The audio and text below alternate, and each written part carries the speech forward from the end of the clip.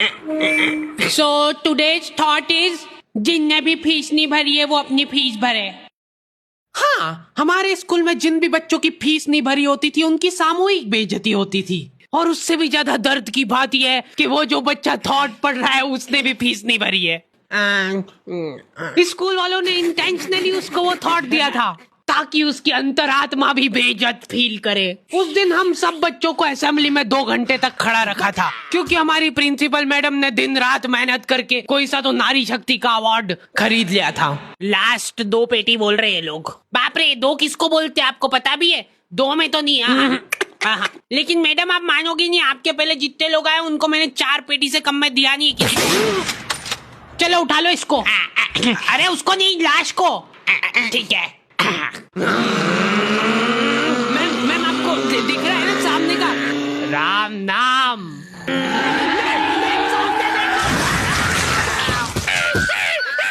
उस दिन हमारे स्कूल में अवार्ड के सेलिब्रेशन के लिए अलग तैयारियां चल रही थी। तो और मतलब पढ़ाई लिखाई कैसी चल रही है अपने फिर? हैं कुछ हेल्प वगैरह लगेगी क्या? अरे मैम का स्केच। हाँ, हार्डी को बोला तो था। मैं स्कूल में स्केचेस का धंधा करता था, 100 रुपए प्रति स्केच और लड़कियों का फ्री में। मैंने एक बार चमेली का स्केच बनाया था। उसने बनाने का बोला नहीं था, मैं खुद से बना के ले गया था। वो देख के वो एकदम इम्प्रेस हो गई और उसने जाके अपने बंदे को दिखा दिया, ये देखो हार्डी ने बनाया, कितना अच्छा बनाया यार, हूबहू लग रही हूँ मैं एकदम। उसका बंदा राजेश और उसके साथ 2-4 लौंडे लपाड़े और। बहुत स्केच बनाना आ रहा है देखो आजकल, हमारा भी बना दे कभी। अरे भाई पर हुआ क्या?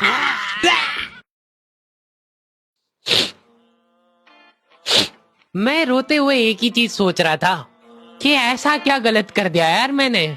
सिर्फ आई लव यू चमेली तो लिखा था मैंने।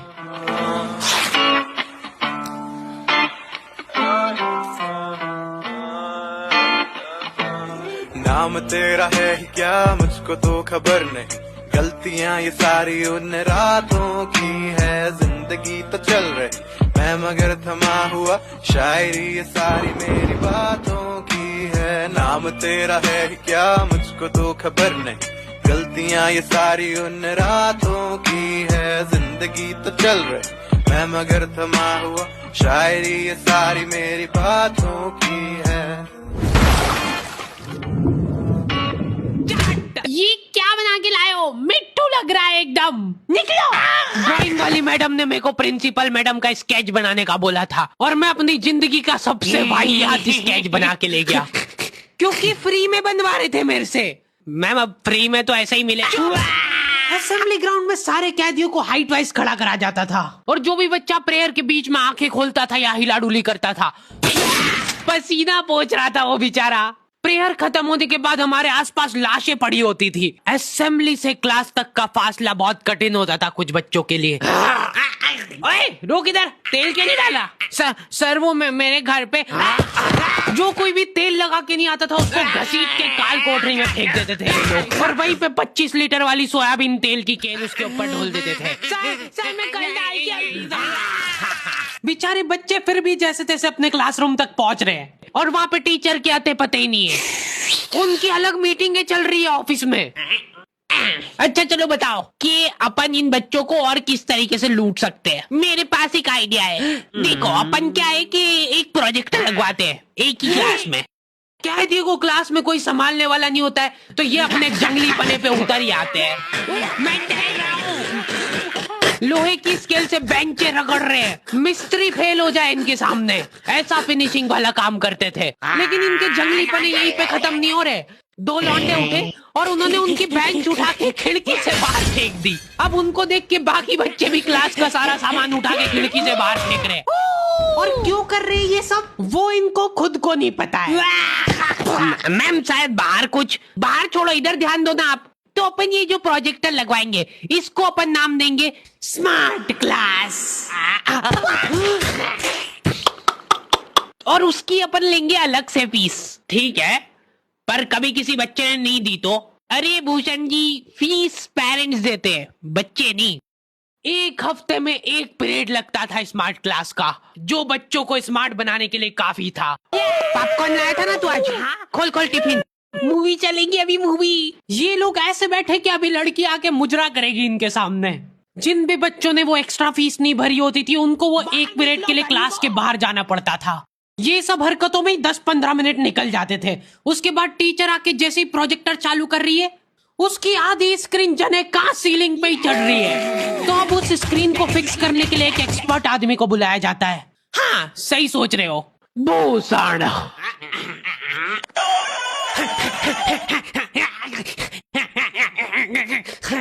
जो बेंच पे चढ़ के उस स्क्रीन को सेट करता है। यस। और जैसे ही प्रोजेक्टर चालू होता था पीरियड ही ओवर हो जाता था और जो गरीब बच्चे बाहर खड़े थे उनमें से गलती से एक ने क्लासरूम में झांक लिया। क्या देखा तूने? है क्या देखा? मैम कुछ नहीं, बस एक लाइट जलती हुई दिख रही थी मेरे को। 10 रुपए लगेंगे तूने जो 1 सेकंड देखा है उसके। ये सुविधा के कारण हमारे स्कूल के बच्चे इतना स्मार्ट बन गए थे ना। एक बार एक बच्चे को गुस्सा आया तो वो प्रोजेक्टर की डिस्प्ले केबल उखाड़ के ले गया घर। और अफसोस उस दिन के बाद कोई भी बच्चा स्मार्ट नहीं बन पाया। मैम जल्दी चलो ऊपर एक केस हो गया। हमारे स्कूल में आए दिन कुछ न कुछ केस होते रहते थे लेकिन ये केस थोड़ा पेचीदा था। हमारी क्लास के किसी बच्चे ने लव लेटर लिखा था चमेली को और वो लग गया टीचर के हाथ। तो ये अब केस बन चुका है पूरे स्कूल का। सारे टीचर लोग अपने काम धाम छोड़ के उस मुजरिम को पकड़ने में लग गए। जो टीचर लीव लेके छुट्टी मनाने गए थे वो आधे रास्ते से पलट के आ गए थे। ये सर आ गए। बेटा सही सही बता दो किसने लिखा है। अब ये 10-15 टीचर लोग आपस में डिस्कशन कर रहे हैं। सर आपने लिखा है तो बता दो, अपन बात दबा देंगे। फिर इन्होंने एक और एक्सपर्ट टीचर को बुलाया। बेटा सुन लो, मैं शकल देख के बता देती हूँ एक बार में कि कौन है मुजरिम। तुम बाहर जाओ। हाँ तुम भी बाहर जाओ। तुम भी। क्लास में सिर्फ 4 लड़के बचे जिनमें से एक मैं हूँ। बाकी सभी बच्चे इसके शक के दायरे में थे। उन सभी बच्चों को काल कोठरी में ले जाके टॉर्चर किया जा रहा था। बोल दे बेटा क्यों लिखा है। इधर मैडमों को अलग चीजों की टेंशन हो रही थी। इसने चमेली में मात्रा तक गलत लगाई है। अरे रुको, इसका बाप भी बोलेगा सच। बोल दे बेटा क्यों लिखा था। बस हाँ बोल, तूने लिखा था। बोल। सर हाँ सर मैंने हाँ नहीं लिखा। सर हमने नहीं लिखा। चुप।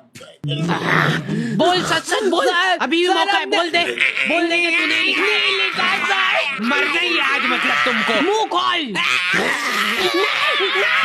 ऐसे तो ये कसाई मार डालेगा सारे बच्चों को। साइड करो इसको, मैं जा रही हूँ। अरे मैम सबने सच बोल दिया है। इन सभी ने मिल के लिखा है। हाँ sir, very good very good. चलो अब साइड हो जाओ। ये क्या, किसने मारा मेरे बच्चों को? पानी पियो बेटा, लो पानी पियो। लेकिन उसके पहले मेरे को बताओ कि तुम में से किसी ने लिखा है या नहीं। इधर इनकी क्लास में अलग इन्वेस्टिगेशन चल रही थी। बेटा देखो, अगर तुमको आपस में भी किसी पे शक हो तो तुम लोग बता सकते हो खुल के, किसी से डरने की कोई जरूरत नहीं है। इतने में राजेश उठ के बोल रहा है, मैम मेरे को हार्डी पे शक है। तो पहले क्यों नहीं बताया? उसके बाद ये लोग मेरे को ही पकड़ के ले गए। अभी देखो मेरी शक्ल पता है थोड़ी सी ऐसी बोली टाइप है, तो मेरे को बचपन से ही उस चीज का एडवांटेज मिला है। जैसे किसी बच्चे से लड़ाई हो गई, सर इसने ही मारा है मेरे बच्चे को। नहीं ये नहीं मार सकता यार, इसको जरूर किसी ने फंसाया है। कुछ भी बोलो यार, लेकिन मेरे को नहीं लग रहा यार कि ये हो सकता है मुजरिम। बेटा सच बताओ, तुमको किसने फंसाया है? बेटा देखो, अगर किसी ने तुमको फंसाया है तो उसका नाम बताओ। डरो मत, घबरा मत, सिर्फ नाम बताओ। हाँ बेटा, डरने की बिल्कुल बात नहीं है।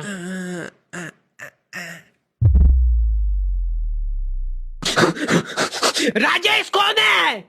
सर मैं। बस उसी दिन राजेश मेरे को आखिरी बार दिखा था, लेकिन वो लव लेटर किसने लिखा था वो आज तक रहस्य ही है। तू लगे सामने खड़ी है, लगता जैसे अपने आप से लगी, खुली किताब जैसे मेरी प्यारी चमेली। नाम तेरा है क्या मुझको तो खबर नहीं, गलतियां ये सारी। ओके, तो दी एंड हो चुका है। और